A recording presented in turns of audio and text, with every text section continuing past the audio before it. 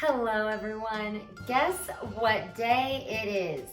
I sound like that camel from the Geico commercial.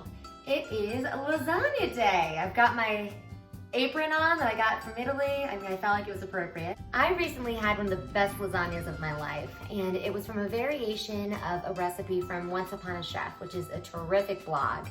And I think this one was so unique because it wasn't swimming in ricotta cheese, which I know my Italian relatives are hearing this and shaking their heads, but I think that ricotta is typically a filler cheese.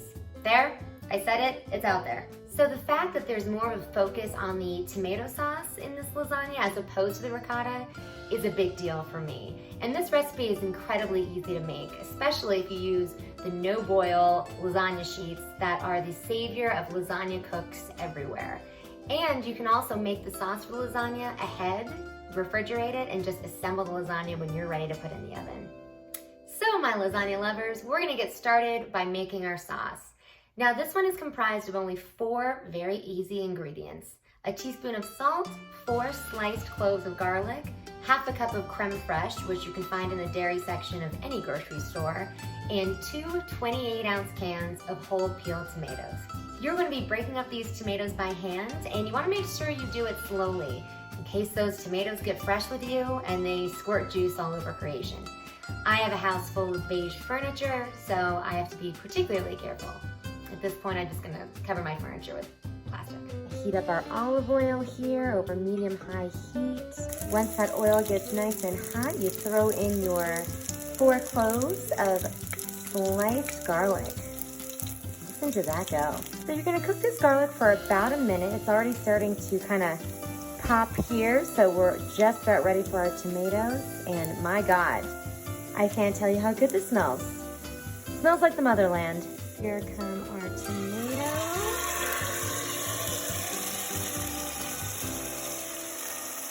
And you want to make sure that you've got these on standby while you're cooking your garlic, because the last thing you want is for that garlic to burn.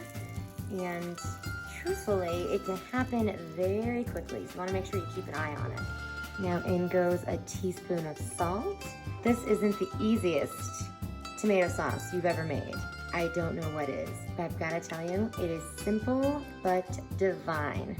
Our hot tub here is boiling, so we are now going to reduce this to a simmer. Then we're just going to make sure that over the course of 30 minutes while this thing simmers that we stir it every once in a while. Here's our sauce simmering away beautifully, and you can see all the steam leaving the pan. This is why we want to make sure that we do not put a lid on this while it simmers. We want the sauce to reduce a little bit, lose some of that extra water from the tomatoes, and be left with a more rich, beautiful tomato sauce.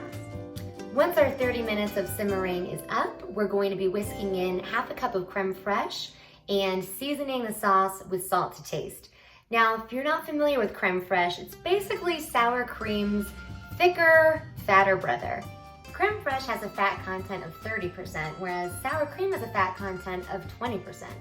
And let me tell you, after 2.5 months of quarantine and the eating habits I've exhibited during them, I'm starting to relate a lot more to the creme fraiche. Okay, I just added our half a cup of creme fraiche, and all we're gonna do now is turn the heat off, add some salt to taste, and then we're gonna let this sauce come to room temp. Now that our pasta sauce is cool to room temp, we're gonna put our oven on 400 degrees, and we're gonna start layering our lasagna. The lasagna layers are gonna be comprised of oven-ready lasagna sheets, which are an absolute game changer since you put them directly in your baking pan.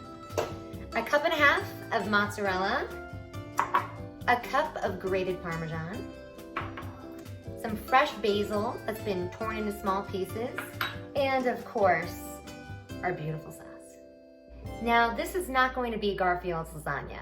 It's pretty short in the realm of the mile-high lasagnas we're used to seeing in restaurants. But if you want to make a higher version, you can just add more lasagna sheets and increase all the other ingredients to accommodate them. In our 9x13 baking dish, we're going to start by ladling just enough sauce to cover the bottom, and then we're going to layer our lasagna sheets. Now, these are probably not going to fit perfectly in anyone's pan, but all you have to do is break them up. They don't have to be perfect. and just cover the bottom. Next is our cheese and our basil. And we're gonna keep going in that same sequence. On this side, where I had the broken up sheets on the last round, I'm gonna do a full sheet on each one to give it a little bit more structure when we cut. Now, once we get to this top layer, we're gonna wanna make sure we cover it with sauce and cheese and basil so that these pasta sheets are not naked and they don't get burned. Now that our lasagna is done being layered, we're gonna stick this bad boy in the oven, 400 degrees for 35 to 40 minutes, and we'll start seeing that cheese start bubbling and looking beautiful. And now we wait. Now would be a great time for my production team to come out with that finished pan of lasagna, but they don't exist. I've got 30 minutes to burn and it's 5 o'clock somewhere. Doesn't this look great? And yes, you can all appreciate my clean oven. We are bubbling and browning. And now I'm just gonna let this sit for about 15 minutes so all the juices will settle. As you can see, our lasagna is done.